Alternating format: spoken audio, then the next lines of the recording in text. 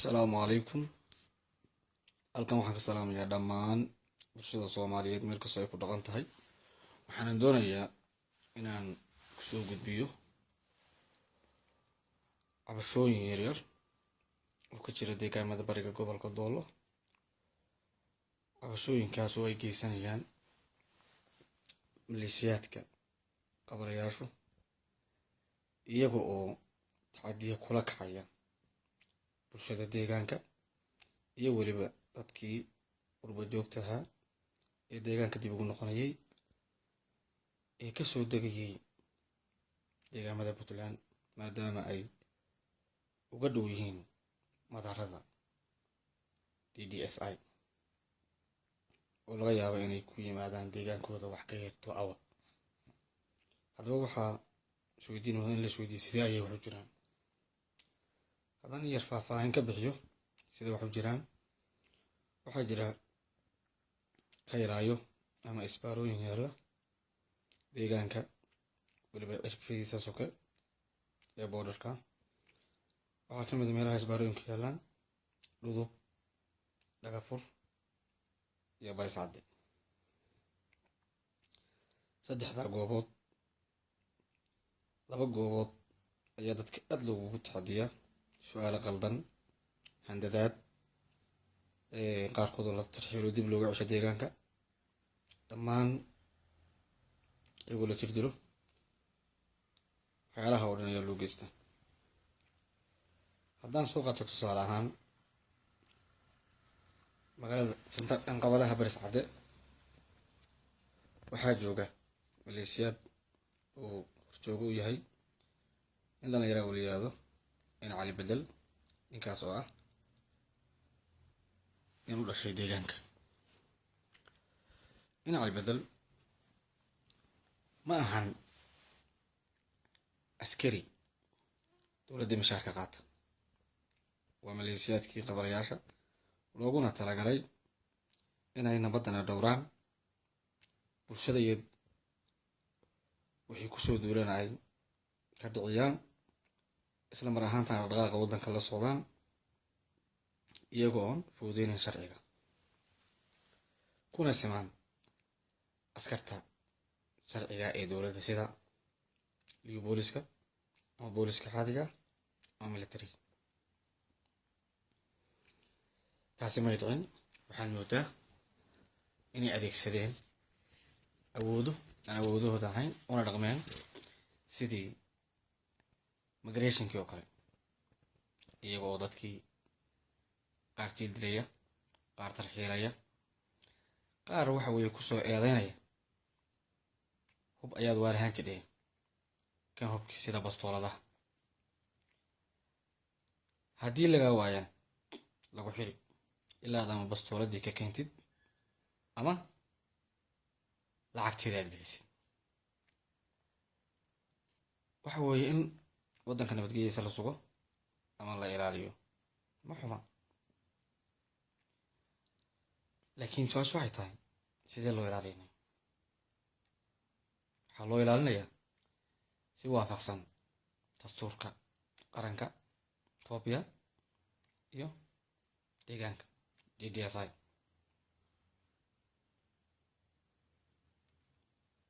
haddaan soo qaato qodobka in lala socdo dhaqdhaqaaqa hubka ama la aruuriyo, sida horta ma jirto wax sharciya oo cusub oo soo baxay oo deegaankaas ku gaara ama dhammaan deegaamada dhan laga fuliyey oo dadka loogu ururinayay hubka, weliba hubka fudud ee bastooladaha. iyo waa wax qowleysatada dadka isbaarada u dhigtay Baris Cadde ay iyagu jeebkooda kala soo bixeen. haddiiba dhacday in la aruuriyo, ayaa awood u leh inay aruuriyaan ama ay sameeyaan hubka dhigis. waxaa awood u leh ciidamada difaaca qaranka ee militariga. hubkaana waxaa markii la aruuriyo la geyn xarunta ugu dhow ee ciidamada qaranka. waxaa dhacday odayaal, dhalinyaro ganacsato, dad caadiya oo ama waalahaan jiray ama qof inta ka soo qaatay dib ugu celiyey in la yidhi keena bastooladii. qaarkood la jidiray, qaarkood la xiray, qaar keenan bastooladii oo laga qaatay, qaarna lacag ahaan looga qiimaysay sidii dayn lagu leeyahay. su-aashaan isweydiinaya waxay tahay in Cali Bedel iyo maleeshiyaadka uu wato kow bastooladii ay shacabka ka gureen xaggee ayay geeyeen? ilaan waynu wada ognahay may aha iyagu ciidan dowladda mishaar ka qaata, waa dad loogu talagalay nabadgelyada guudna inay ilaashaan, xoola dhaqatadana shuftada ka dhowraan sida caadiga. meelaha aan kaylaayadu oolin ama ay yaalaanna ku indha-indheeya baabuurta maraysa ee marnaba shaqadoodu maaha shaqada ay hadda faraha kula jiraan. waana nasiib darro in shacabka ilaa heerkaa lagu tacadiyo. waxaanan qaadan karno kana aamusi karno, indhahana ka qarsan karno. ficiladan aadka ula yaabay waxaa ka mid u geystay ninkaa dhallinyarada ah in Cali Bedel ee aada moodo inuu iska horkeenaya bulshada deegaanka iyo dowladooda, rabana mucaaradda aan jirin inuu abuuro. dadkii qurbaha ka tegay siba bariga Afrika ee deegaanka boqoniyo hooyooyinkoodii iyo aabahoyo soo deganayeen, markii ay tageen deegaankii inuu yidhi waxaa tiin garan waa in Cali Bedel waa nin dhallinyara. dadka qaar bay marka waddanka ay ka soo tageen uusan caqliba lahayn, uusan lahayn. wuxuu leeyahay qofkan anuu garan waayo waa garan waa. markii bulshadii iyo odayaashii iyo dhallinyaradii deegaanku ama qofku gaarigu saarnaa ee deegaanka laga lahaa uu yidhaahdo war qofkani waa qofkii noocaasa sida tusaale ahaan Rabadaan Cali Xuush waa xubin ka mid ah qurba joogta deegaanka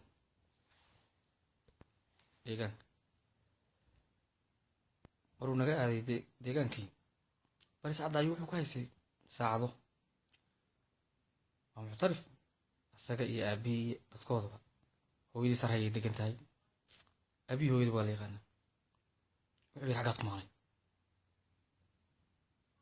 caddee maxaad doonta? deegaankayagu ma aha deegaan su-aalaha la isku weydiiyo, oo su-aalaha waxaa la isku weydiiyaa deegaamada nabaddiidku ka dhaqdhaqaaqa ee la iskuma weydiiyo deegaama nabada. haddaan xoogaa taariikhda dib ugu noqday deegaanka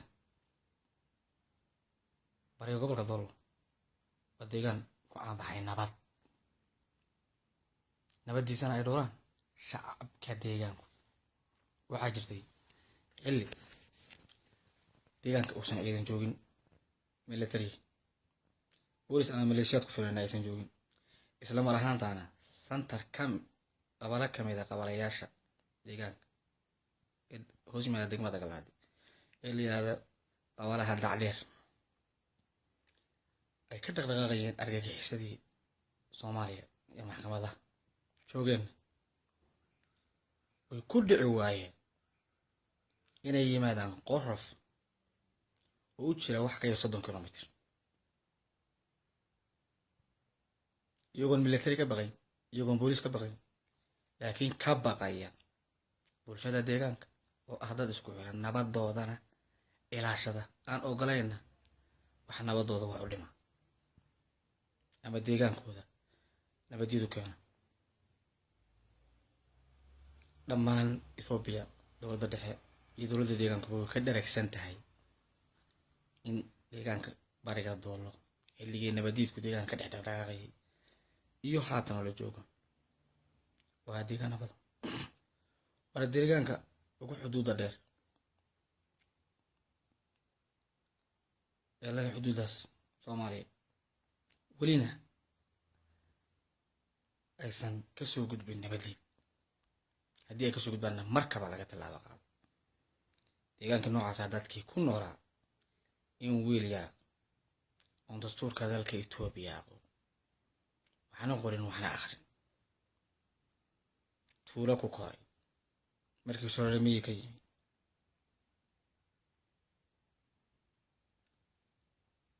dadku sheegayaan daroogo badan isticmaala oo dadkii wax khayru sharciga kula kacayo wax aan la qaadan karaa ma laga aamusi karo maaha waxaan rabnay aan la wadaagno madaxda heer deegaan heer gobol iyo heer degmo weliba annaga oo ka tirsanayna ama lehba way la og yihiin wuxuu ku kacaya wiilkaasi madaxda gobolka iyo madaxda degmadaba sababta ay tahay dadka ayaga ayaa ka mas'uula iyo deegaankaba hadday yiraahdaan maanta lama soconno oo maan oogin waaba dembi kalaba sababtoo tahay dalkii iyo deegaankii ay dowladda mas-uulka uga ahaayeen lamaba socdaan waxaa ka socdaa waaba niman iska jiifa haddii og yihiinna kaba sii daran oo dembigay qayb ku leeyihiin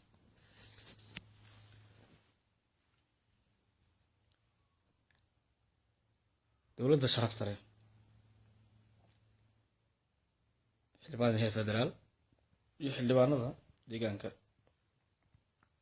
golaha xukuumadda xubnaha xisbiga golaha dhexe xisbiga hoggaanka suuban ee talada haya cabdi maxamed cumar waxaanu ka codsanaynaa in uu mujrimka weliba labada mujrim ma haya ninka bari fadhiya dhagaf laakiin waxaan hayaa welibana aan nahay aan dadka ugu dhowahay waan ama adeer u ahay ama anima adeer nahay ninka fadhiya baris cadde ee baadda ku qaada ee dadkii tarxiilaya ama gareeshinba awoodda ayaa siiyey uu ku tarxiilayo dadka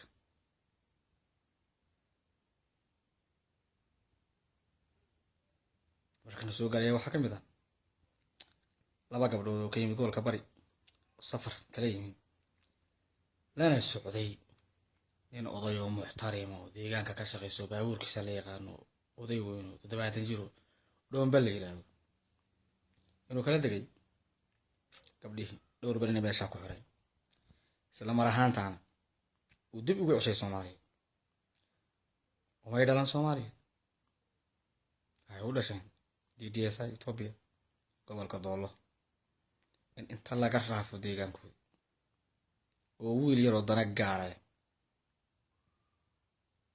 oo ka raafo deegaankooda dib loo ceshaa weelhaan waxaan wada ogsoonahay dowladda deegaanku sanado ka hor inay ku dhawaaqday in la soo dhaweeyo qurba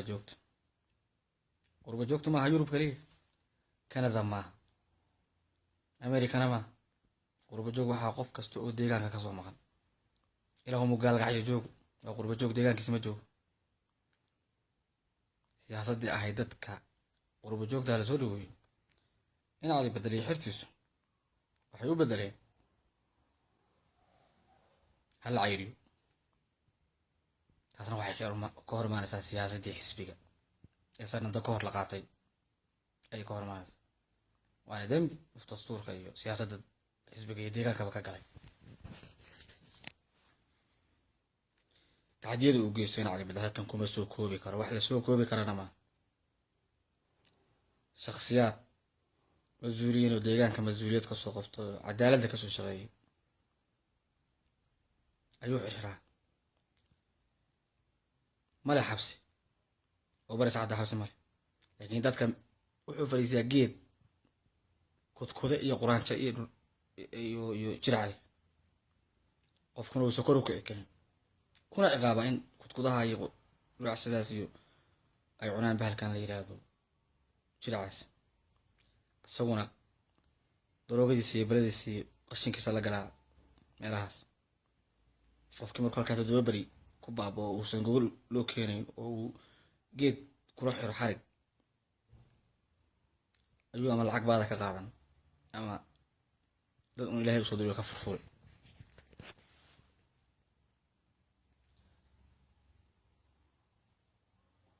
ina cali bedel asaga la fahantiisa waxaan ugu baaqaya adeer, deegaanka annaga ayaa ka soo shaqaynay,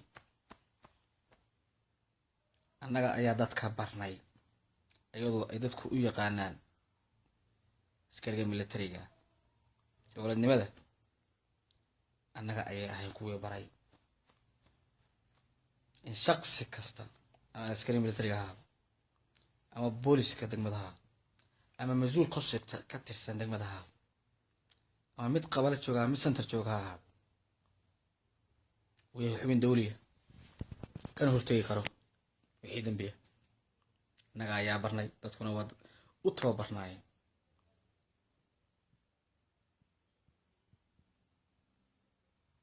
annaga ayaa bilaa ciidan intaa ka kaxayno kuwa dembiga lagu soo eedeeyo santaradii jooga iyo qabilayaasha jooga geen jirnay degmada kuna xiri jirnay, kumaanaan taxadii jirin, maanaan layn jirin, maanaan garaaci jirin. waayo maxaad dadka u ulaynaysaa adeer? dadka maxaad u ulayn? xaggaad ka keentay sharciga aad dadka ku ulaynaysa? yaa ku siiyey? yaa ku yiri dadka uleh? adeer waxaan kuu sheegayaa inaad ka daysid dadka dhibtaad ku haysid. waxay ahayd inaad dadka iyo ciidamada liyu booliska ee laga yaabo inay ciidamo deegaanimo kale kasoo jeeda yihiin aad u kala dabqaado, isfahan siiso. yaa ma ahayn inaad adigu ku tacadido, inaad soo dhaweysa aad qurba joogta, inaad bulshada shacabka deegaanka ilaalisay ahayd. adeer ma dhegeysatid miyaa baaqa madaxweynaha? kabaha shacabka weeye ciidamadu, waa kabaha shacabka dadka waaye. ka daa bulshada waxaad ku haysid. ma tihid askari sharciya, waxaa tahay maleeshiyaadka bulshada dhexdeeda laga soo qabto, qoriga ay wataana bulshadu siiso, looguna talagalay inaad ariga iyo geela waardiyeysid. sharciyan Ethiopia maleeshiyaadku waxay waardiyeeyaan xoolaha, xoolo dhaqatada la socdaan, waxayna ka ilaaliyaan shuftada kasoo gudubta boodharada. idinku magaalooyin baa joogtaanoo shaqooyin baa laydin dirdiraa, baadiyaha yahayd inaad wareegtid oo shuftada ka ilaalisid boodharka inay xoolaha dhacaan. shaqadaasaa u banaadeen. haddaan intaa kaga gudbina calbedel, isna waxaa jira xubin mas-uul dowladdu mas-uul ka dhigtay santarka qolaan laguna magacaabo farotol. waa nin oday aan aqaanay, laakiin ficilada laga soo sheegaya aanu ku aqoon. ficilada ay ka mid tahay dokumentigii dowladdu ugu talagashay dadka shacabka in loogu adeego inuu lacag baada uga qaadanayo. tusaale, qofku markuu galaadi yimaado waxaa la weydiiyaa santarka uu kasoo jeeda ama qabalaha, lamanaantan waa loo diraa waxaa la caddayn kala imo. waraaqda caddayn tahay farotol wuxuu dadka ka sistaa 500 riyaal. waanu haynaa caddayntii dadkii uu ka qaatay baanu haynaa, haddii loo baahdana aanu soo bandhigi doono.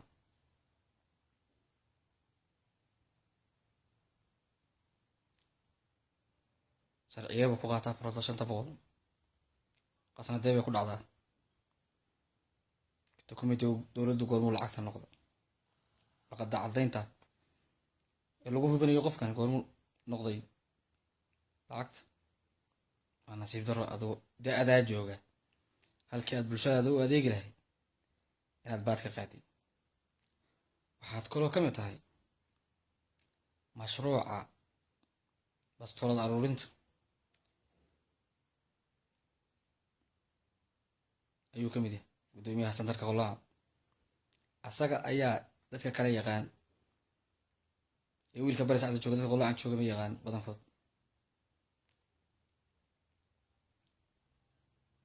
asaga ayaa yidhi heer bastoolad burhaanji, asaga ayaa yidhahda keen, asaga ayaa haddii laga waayo xira, asaga ayaa haddii laga waayo lacagta laqaata. war qofka xitaa haddii bastoolad loo qabsado ama hub sharci darraa loo qabsado, xaggeed ka keenteen qodobka ah ekash? ekash xaggaad ka keenteen? ekash xaggee ka timid? qofka marka hub sharci darraa ama wax sharci darraa lagu haysto ama wixii loo haystaa laha keen, ama sharcigaa la horgeeyaa wuxuu ku xukumana waa la marsiiyaa. lacagtaani maxay tahay?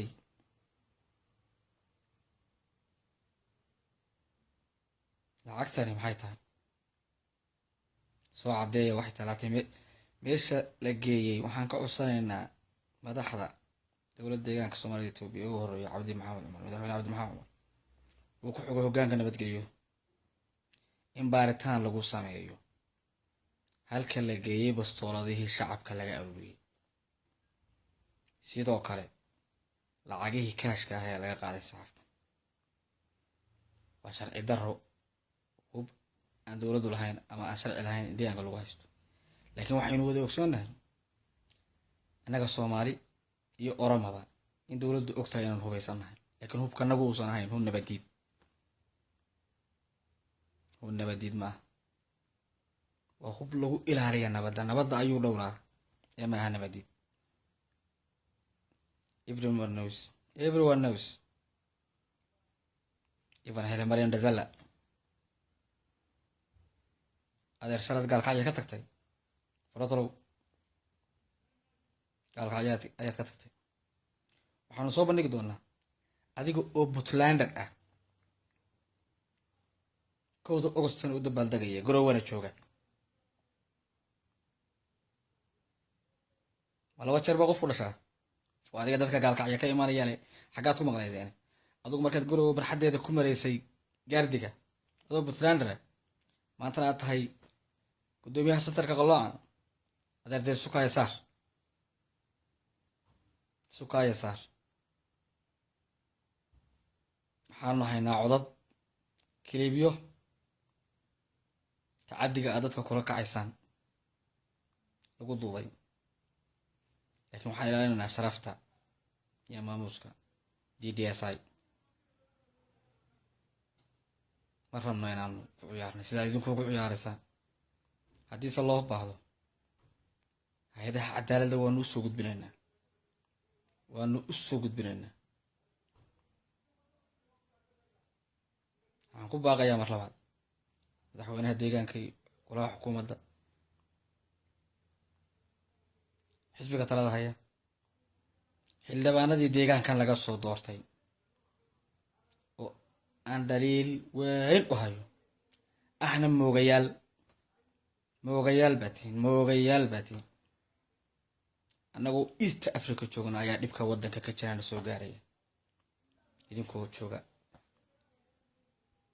xarunta deegaanka aad moogtihiin moogayaal baa tihiin oo deegaanka markii shubanku ka dhacayay iyo dhibaatadu ee madaxweynaha deegaanku booqanayay mid idinka hay lama socon.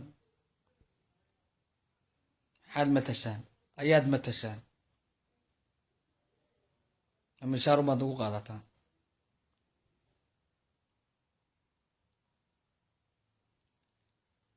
galaadi gurya ma ku leedihiin? hordheer ma ku leedihiin? booq ma ku leedihiin?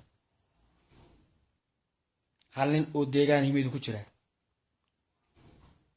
maxaad nagu matashaan? martiba baad tihiine degmadaad sheeganaysaan inaad ka soo baxday ama ka soo doortay, martiba baad ku tihiine maxaad ku matashaan? waa inaad ka muuqataa. dee hadday degan tihiin oo awlaadi idinka jidho guryo idinka jiraan waad ka warqabi lahaydeen dhibta deegaanka ka jidha iyo wiilasha yaryar ee maleeshiyaadka ee sharci darrada deegaankii ku dhibaateynaya.